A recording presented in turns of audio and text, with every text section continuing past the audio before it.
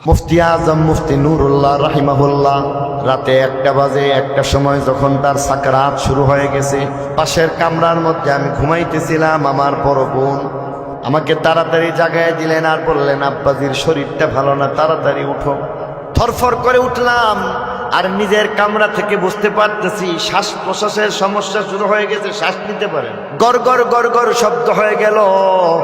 আমাদের ভাতিজা মৌলভী রায়হান দৌড়ে গেল সদর হাসপাতালে অক্সিজেনের জন্য। প্রাইভেট কোনো ক্লিনিক থেকে আবার অক্সিজেন সিলিন্ডার নিয়ে আসছে। আর সেখানে গিয়া দেখলাম একেবারে উষ্ঠাগত প্রাণ, মনে হয় এখন বুঝি দুনিয়া থেকে বিদায় নিয়ে যাইতেছে। তখন তো বুঝি না, এখন বুঝতেছিলাম সেটা ছিল সাকরাত।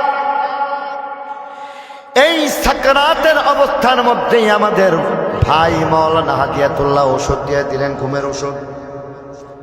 কোন রকম ঘুমের ওষুধটা খাওয়াইয়া নাকের মধ্যে যদি একটু অক্সিজেন লাগায় দেই তাহলে মনে হয় একটু আরাম হইবে। আহারে, না জানি কখন কি হয়ে যায়। ওষুধটা হাতে নিলেন, খাইলেন। খাওয়ার সাথে সাথে যেখানে ঘুমায় যাওয়ার কথা সেখানের মধ্যে তিনি ঘুমাইলেন না, বরং আরো যেন শ্বাস প্রশ্বাসের কষ্ট হইতেছে। হঠাৎ করে বললেন, আমারে বসায় দেও। বসলেন। বসার পরে বলতেছে, আমি বাথরুমে যাব। আমরা সবাই বললাম, বাথরুমে যাইতে হইবে না, আপনি এখানেই প্রয়োজন হইলে বাথরুম শেষ করবেন, আমরা নিজের হাতে পরিষ্কার করে নিব, সমস্যা নাই। বলে, না না, আসল কথা হইল যারা আল্লাহওয়ালা আল্লাহর মখলুককে কষ্ট দেয় না, এই কারণে বলেন আমারে বাথরুমে যেতে দাও। বাথরুমে গেলেন কেন পরে বোঝা গেছে, আগে বোঝা যায় নাই। বাথরুমে প্রবেশ করলেন, লোহার দরজা সঙ্গে সঙ্গে ভিতর দিয়া লাগাই দিছে। আমরা বললাম লাগাইবেন না, কিন্তু তিনি লাগাই দিলেন। আর বাথরুমের জরুরত পরে দেখলাম, যখন দেখি রাত্রে 2:30টার সময়ের মধ্যে, শীতের মধ্যে, কনকনে শীতের মধ্যে ঠান্ডা পানি দিয়ে গোসল শুরু করলেন। এদিক থেকে আমরা পেরেশান, হাই হাই, না জানি কখন কি হয়ে যায়। আর সেদিক থেকে বালতির মধ্যে পানি ছিল, আর তাড়াতাড়ি গোসল করলেন। গোসল করে সাথে সাথে বের হইলেন, কাপড় পরিধান করে বের হইলেন। দাড়ির গুড়া দিয়া টপ টপ করে পানি যখন পড়তেছে, মনে হয় মুক্তার দানা। চেহারাটা উজ্জ্বল। এবার বলতেছে, শুনো শুনো, আমার একটু জায়গা করে দাও, আমি তো একটু নামাজ পড়া লাগবে। এবার তাহাজ্জুদে দাঁড়ায় গেছেন। ইস্তেকামত তার মধ্যে কেমন ছিল, তাহাজ্জুদের মধ্যে এবার দাঁড়ায় গেছেন। আর আমরা মনে মনে বিরক্ত হইতেছি, আহারে এই কামটা করলো কি, কখন কি হয়ে যায় এমন অবস্থার মধ্যে। আবার এমন করে নামাজের মধ্যে দাঁড়ায় গেলেন কেন? কোন রকম 2 রাকাত 4 রাকাত নামাজ পড়লেন, কিন্তু আল্লাহর মর্জি, যেই কিনা নামাজের মধ্যে দাঁড়াইলেন তার আর মনে হইতেছে না যেন কষ্ট, বরং এত সুন্দরভাবে চক্ষু 2টা নত করে নিচের দিকে তাকায় তাকায় কোরআন তেলাওয়াত করলেন। যখন তিনি নামাজে দাঁড়াইলেন তখন তার চেহারাতে ব্যথা বেদনা, শ্বাসকষ্ট, মৃত্যুর যন্ত্রণা কিছুই যেন বোঝা যায় না। মনে হয় সুস্থ মানুষ যেন নামাজ পড়ে। বলে সুবহানাল্লাহ।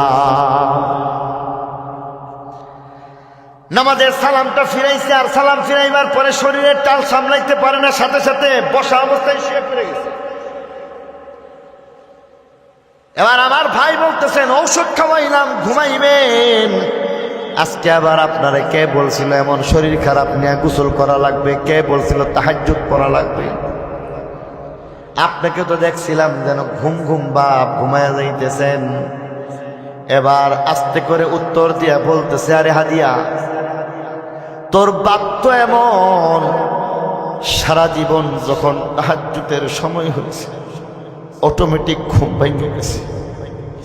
জীবনের তাহাজ্জুদের সময় পিঠটা বিছানার মধ্যে লাগায় দেখে না। আজকে কেন যেন মনে হইতেছে আজকে নামাজ পড়া দরকার। জানি না আর কয়দিন এমন ভাবে আল্লাহর সামনে পরম মায়ার মাধ্যমে মোহাব্বতের সাথে কতদিন তাহাজ্জুদে আল্লাহর সাথে গভীর মিতালি হইবে জানি না। যদি আজকে মইরা যাই তাহলে তো এটাই আমার শেষ তাহাজ্জুদ, এই জন্য পড়লাম। ইন্নাল্লাযীনা ক্বালু রাব্বুনাল্লাহ সুম্মা ইসতাকামু, যেই মানুষটার সাকরাত চলতেছে, মৃত্যু যন্ত্রণা চলতেছে, ইস্তেকামতের কারণে গোসল করে ঠান্ডা পানি দিয়া তাহাজ্জুদের নামাজ পড়ে আর বলে জীবনের শেষ নামাজ পড়তেছি মনে হয়,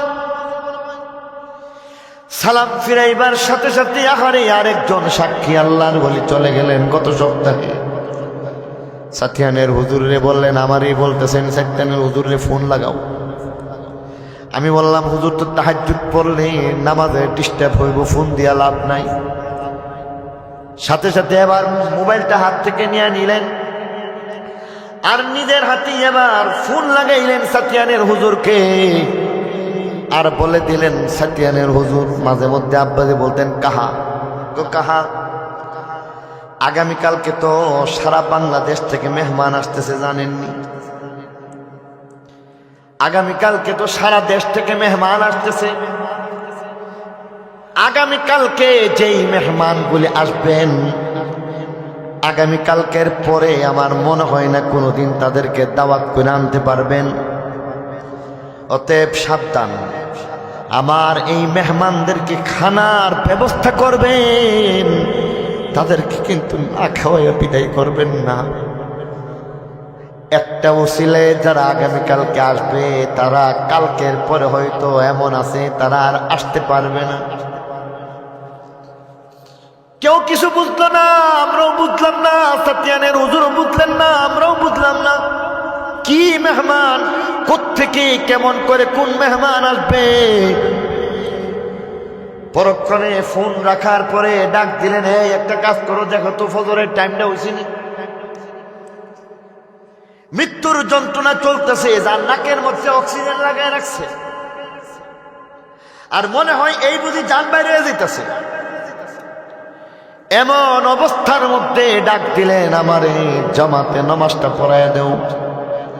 আমরা বললাম, জামাতে কেন? আপনি একলা একলা ইশারার মধ্যে নামাজ পড়েন, বরং আপনি যত অসুস্থ আমরা মাসআলা বলে দিলাম, আপনার মতো মানুষের জন্য নামাজ পড়লেও হইবে। আব্বাজি আবার বলতেছেন, না না, দেখো তো সুবহে সাদেক হয়েছে কিনা। সুবহে সাদেক হয়ে গেল আর তাড়াতাড়ি বললেন, এখনো আমার ওযু আছে, নামাজটা পড়ায় দেও। সাথে সাথে এবার আমাদের মরহুম ভাই হযরত মাওলানা হেমায়েতুল্লাহ সাহেব আসলেন। আমি দাঁড়াইলাম, আব্বাজি দাঁড়াইলেন না, বসলেন। আমার ভাই মাওলানা হাদিয়াতুল্লাহ বসলেন, ভাতিজারা দাঁড়াইল। একামত আমি দিলাম, ভাই সাহেব নামাজ পড়াইতেছিলেন।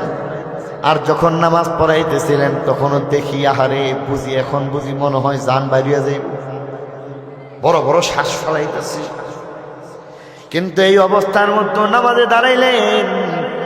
নামাজে দাঁড়াইবার পরে আবার মনে হয় যেন একেবারে ভালো মানুষ, সুন্দর করে নামাজ পড়াইলেন। ব্যতিক্রম কেবল এতটুকু, চোখটা সেদিন বন্ধ করে নামাজ পড়াইছেন, নামাজ পড়ছেন।